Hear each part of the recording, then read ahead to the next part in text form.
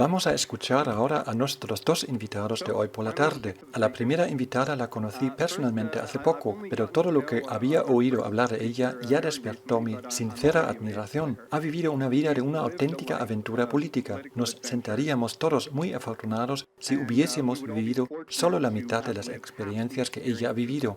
En una conversación con ella aprendí que se presentaba, entre otros, como candidata para un mandato público. Viajó a China durante la Revolución Cultural, luchó contra los hombres en los años 60 y es la cofundadora de la asociación Comer. Tiene muchas historias para contar. Tengo mucha ilusión de poder escuchar más historias vividas de ella, pero una pequeña historia sí me gustaría compartir con vosotros porque para mí es un asunto importante. En el año 2011, cuando el movimiento Occupy Toronto fue desahuciado, Anne dejó acampar un grupo de gente en su jardín. Se sorprendió de ver cuántas tiendas de campaña cabían en este espacio tan pequeño. Da igual si se trata de cambiar el sistema de la banca o dar cobijo a un grupo de radicales malolientes. Siempre está luchando por nosotros. Señores y señoras, Anne Emmett. El dinero no es neutral. ¡Qué sorpresa! ¡Qué sorpresa! El dinero no es neutral. Cómo se crea y quién tiene el privilegio de crearlo tiene una enorme importancia para la sociedad.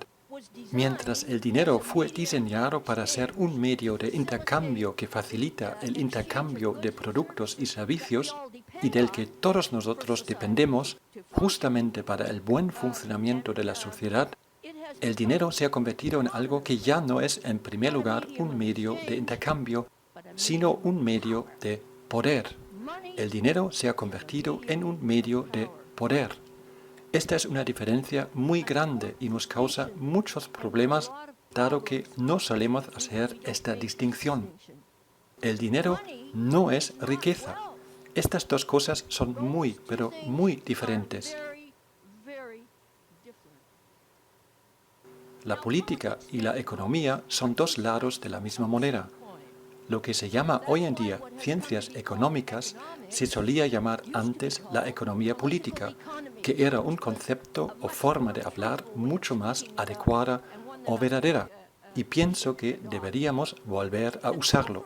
Por ejemplo, la austeridad no es la solución a un problema económico, sino es la parte de un proceso político que comienza con la creación del dinero por parte de los bancos de la nada, de los bancos privados de la nada, y termina con el empoderamiento de la riqueza por todo el planeta a escala mundial, por él, como lo ha identificado el movimiento Occupy, por el 1%.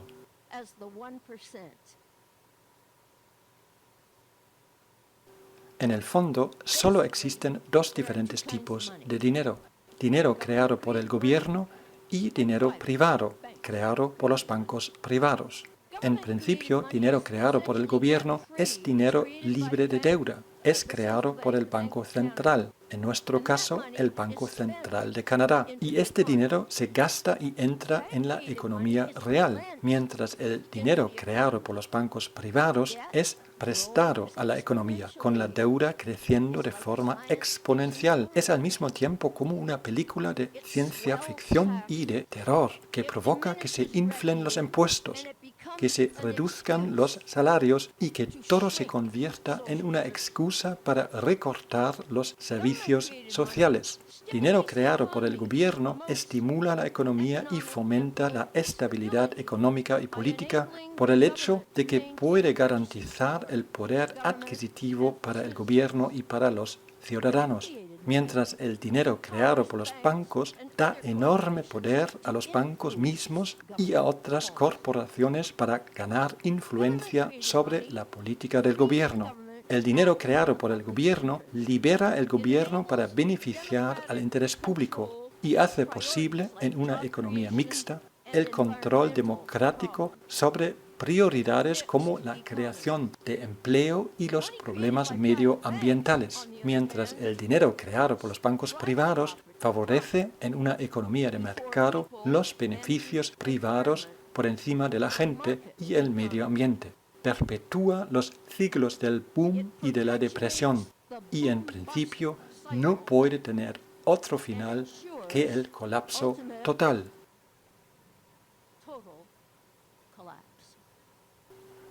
Hoy en día, 97% de nuestro dinero es creado por los bancos privados. Para ellos los beneficios, para nosotros la deuda. Esta deuda se usa para justificar la implantación de la agenda neoliberal. Lo vivimos, chantajear a los gobiernos, los recortes, las privatizaciones, y el colmo es, si el sistema falla, nosotros los salvamos. ¿Y esto quiere ser un sistema equilibrado y justo? La causa de nuestra deuda nacional, y esto es ahora enormemente importante, la causa de nuestra deuda nacional es que la base de nuestro sistema financiero es la deuda. Esta es la verdadera causa de nuestra deuda nacional. Solo el gobierno podría crear dinero libre de deuda, y solo el gobierno es responsable de lo que llamamos medio de pago legal. Y la pregunta es si realmente podemos estar felices por el hecho de que al menos nos quede un 3% de la masa monetaria creada por el gobierno. El medio de pago legal significa que es dinero que tiene que ser aceptado como forma de pago. Si a alguien se le ofrece dinero en metálico para que pague lo que debe, este dinero no se puede rechazar y se puede cancelar de inmediato la deuda. En cambio, se puede rechazar un cheque o la tarjeta de crédito, pero no se puede rechazar un medio de pago legal para pagar una deuda. Si un banco privado crea dinero, principalmente lo que hace es sustituir su promesa de pago, que es aceptado por nosotros como dinero, por nuestra promesa de devolverlo.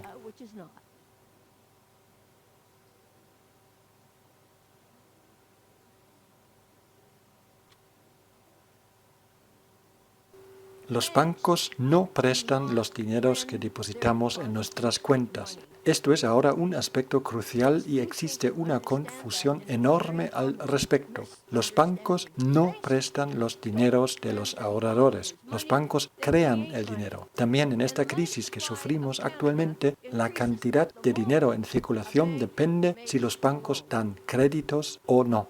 Hay muchas cosas que no funcionan en nuestro sistema deuda. Provoca una competitividad excesiva, se convierte en un juego de Monopoly, fomenta malas prácticas como, por ejemplo, la obsolescencia programada y, por supuesto, produce basura, muchísima basura. Dejémonos concentrar en dos aspectos claves. Este sistema favorece a los acreedores y convierte al resto, a nosotros, a los ciudadanos o a naciones enteras en esclavos de la deuda. Respecto al aumento de la riqueza del 1% de los más ricos, Arminio Nitzan, un economista del CCPA, el Centro Canadiense para Políticas Alternativas, nos informó sobre un estudio de dos economistas, Immanuel Saez y Michael Veal, que mostraron que no solamente en Canadá, sino también en los Estados Unidos, la tendencia a largo plazo en lo que se refiere a la igualdad se invirtió desde el año 1980. Hasta el año 1980 y sin ninguna duda desde el final de la Segunda Guerra Mundial hasta el año 1980, la diferencia entre los más pudientes y el resto, los más humildes, disminuyó. Mirando al año 2012, la tendencia se invirtió por completo. Hemos vuelto al mismo nivel de desigualdad que sufrimos en vísperas de la Gran Depresión de los años 30. Los ingresos de los más ricos se doblaron o triplicaron, mientras para el resto, que somos todos nosotros, se estancaron. Un mayor endeudamiento y una subida de los precios han además empeorado la situación. Os recomiendo de todo corazón el libro de Joseph Stiglitz, On the Price of Inequality, El precio de la desigualdad. Todas las implicaciones de esta dura problemática están muy claramente debatidas en este libro.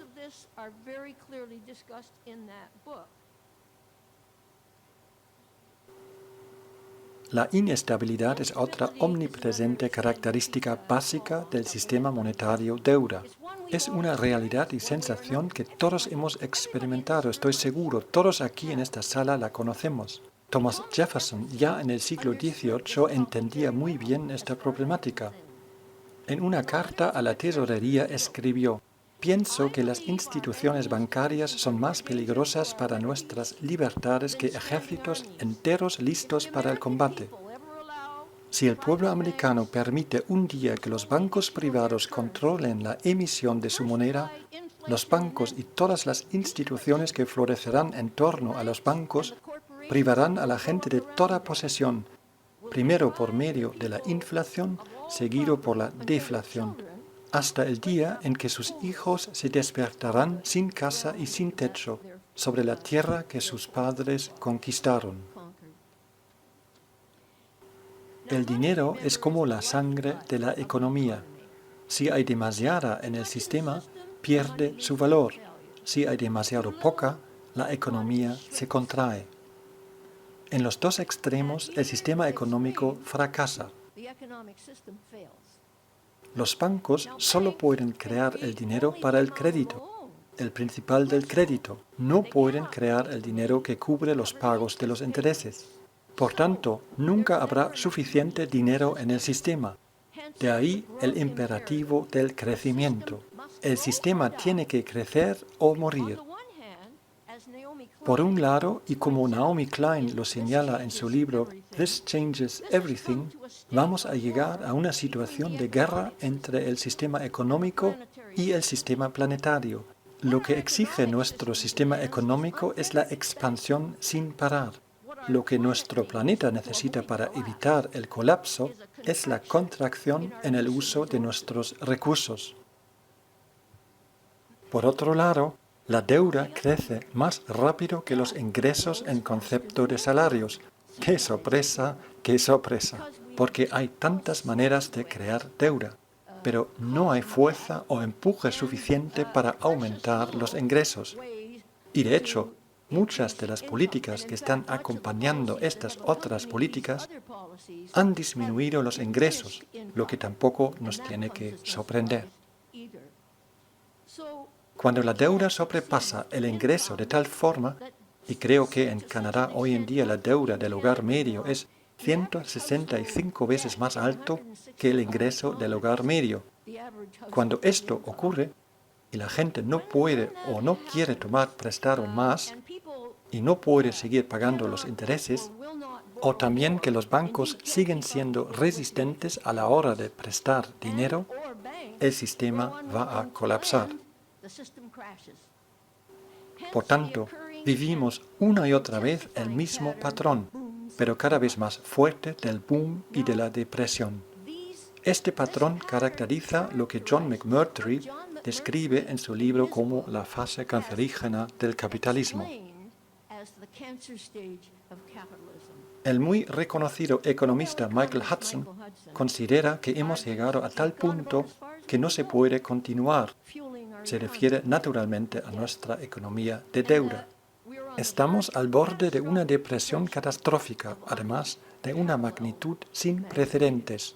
La dramática recesión del año 1929 enseñaba a los canadienses un montón sobre el dinero y la banca y la necesidad de tener un banco central. Antes de esta fecha no teníamos un banco central. Se creó una comisión real al respecto y no sé si habéis oído alguna vez el nombre de un héroe canadiense, del señor Gerald Grattan McGeer, porque este señor Grattan McGeer fue con sus ideas y su empeño una de las voces más poderosas a favor de un banco central público. Fue un abogado brillante de British Columbia que, como político liberal y miembro del Parlamento, tuvo, además, una gran influencia sobre el primer ministro William Mackenzie King.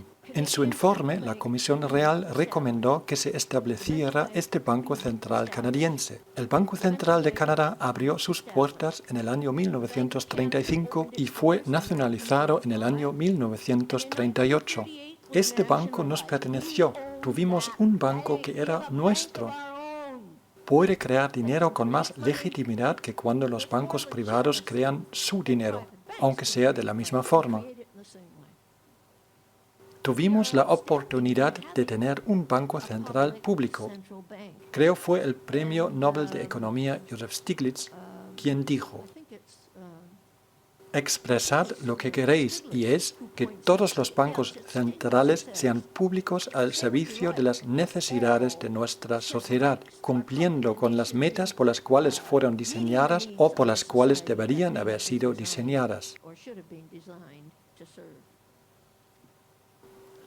En aquellos años, el primer ministro William Mackenzie King señaló en un programa de radio: tan pronto como una nación deje de tener el control de su moneda y su crédito, ya no importará quién haga las leyes de esta nación. Una vez la usura instalada, la nación se arruinará. Hasta que el control de la emisión de la moneda y del crédito no esté recuperado por el gobierno y reconocido como su responsabilidad más sagrada y destacable, hablar de la soberanía del Parlamento y de la democracia, o de temas parecidos, es inútil y sin sentido. La Constitución concede a Ottawa pleno poder sobre asuntos monetarios.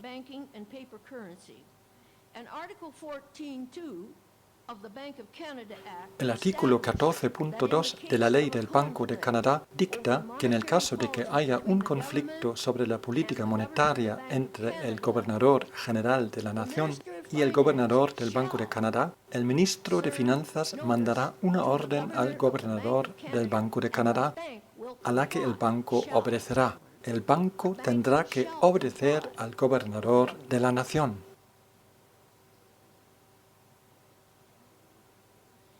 La labor del Banco Central de Canadá es regular el crédito y la moneda para beneficiar de la mejor forma posible al interés de la vida económica de esta nación aquí, y no al Banco de Pagos Internacionales en Basilea o a los bancos privados, tampoco a las grandes corporaciones, sino a la vida económica de este país. La Gran Depresión terminó cuando todos los gobiernos en el mundo entero obligaron a sus bancos centrales a poner a disposición toda una avalancha de dinero nuevo para financiar el enorme déficit de los gobiernos a un interés de casi 0%.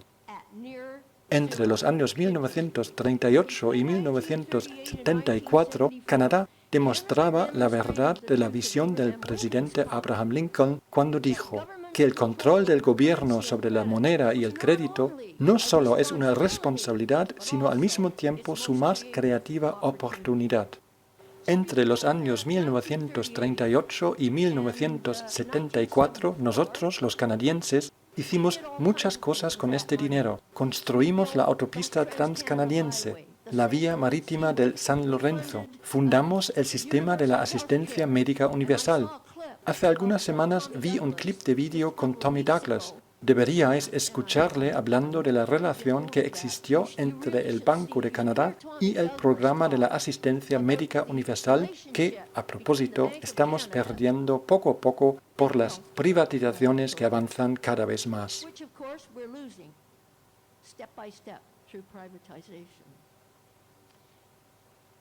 En el año 1974, Canadá formó parte del Comité del Banco de Pagos Internacionales, que es el banco central de los bancos centrales nacionales del mundo. Y este comité recomendó que los gobiernos ya no deberían tomar prestado directamente dinero de sus bancos centrales, sino solo a través de los bancos privados. Los bancos centrales ya no prestan más dinero a los gobiernos. Desde entonces, nuestro gobierno ha dejado de tomarlo prestado directamente, que es lo que hacía hasta la fecha. Y este cambio en la política costó, solo en intereses sobre la deuda nacional, $1,1 billón. 1,1 billón de dólares se pagó hasta la fecha sobre una deuda que nunca debería haber existido. Desde finales de los años 80, todos los gobiernos tomaron prestado con un interés compuesto el dinero de los bancos privados.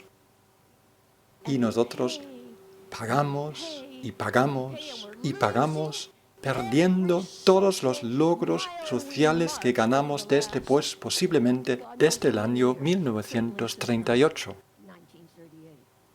¿Cuánto tiempo me queda todavía? Algunos minutos. Ok, gracias. No quiero aburriros.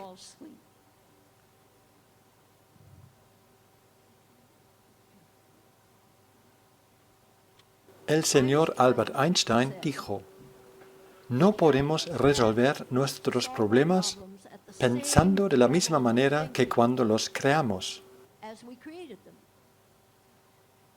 Al principio de los años 70, John Kenneth Galbraith publicó un pequeño libro titulado Economics in the Public Purpose, la economía al servicio del público.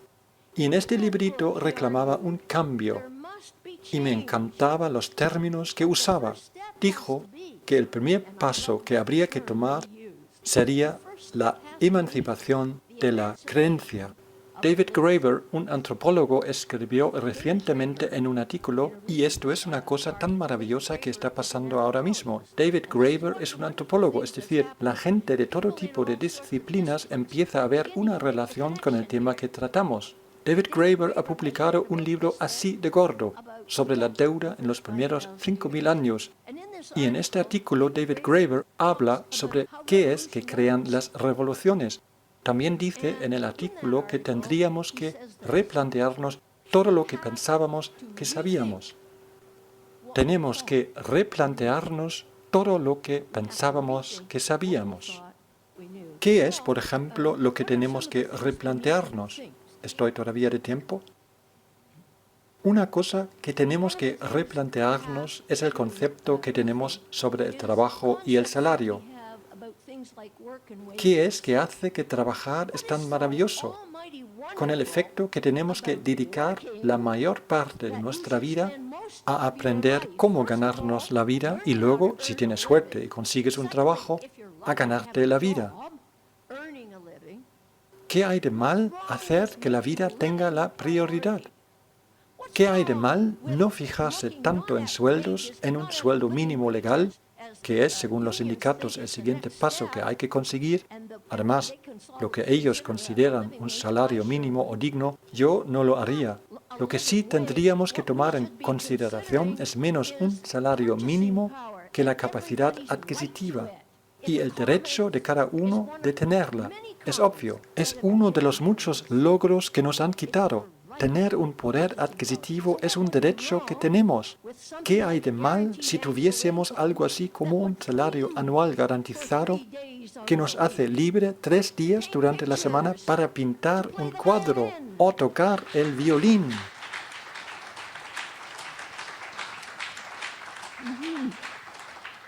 También tiempo para pensar. John McMurtry dijo en su libro La fase cancerígena del capitalismo que la mayoría de la gente solo piensa lo que se les había enseñado. Se levantaron unas barreras a través de unos mecanismos en manos de las grandes corporaciones y de los bancos privados que afectan al pensamiento de la gente e incluso a los que intentan aprender a pensar. Vaya ataque que sufrió la educación. Trabajé antes en la enseñanza y no puedo creer lo que está pasando en la enseñanza en este país desde que lo dejé. Por supuesto, no tiene nada que ver. Tenemos que pensar. Tenemos que pensar, por ejemplo, la pobreza. La pobreza no es un problema económico. La pobreza es un crimen. No hay excusa para la existencia de la pobreza. Parece mentira. Y la caridad no es la solución. Tenemos que pensar lo que se puede. Tenemos que pensar lo que se puede permitir y lo que no se puede permitir. No se puede permitir, bueno, podemos permitir lo que es materialmente posible y también deseable. Pero lo que no podemos permitir es que destrocemos el futuro de nuestros jóvenes y que salgan licenciados esclavos de la deuda. Es un crimen cometido contra ellos. Lo que no podemos permitir es destrozar el medio ambiente. Por amor de Dios. Disculpen, me estoy calentando demasiado. Si hay un futuro, este futuro no será porque un grupo de expertos se siente en una mesa dibujando un maravilloso esbozo para un hermoso nuevo mundo. Así no será. Si hay un futuro, este futuro será porque la gente normal, la gente corriente como vosotros y yo, hicimos lo que pudimos.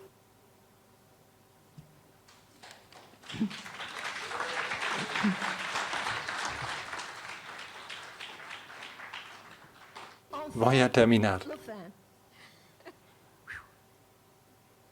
Podemos tener ambas cosas. Nuestro dinero y nuestra vida está ahí. Podemos tenerlo. Tenemos el mecanismo en la mano. Pronto se van a constituir los nuevos gobiernos. Tenemos que elegir a las personas que entiendan que son incorruptibles, honestas y fiables, francamente a los mejores, para gestionar nuestra política económica para el interés del bien común. Esto tendría que ser el tema en las próximas elecciones nacionales. Tenemos que elegir la vida por encima del dinero. John Hudson, quien fue en su momento el cofundador de nuestra asociación Comer y que enseñó ciencias económicas en la Universidad de Waterloo, John Hudson dijo lo siguiente: ¿podría ser algo más demente que el hecho de que la raza humana se extinga porque no nos permitimos salvarnos a nosotros mismos? Muchas gracias por su atención.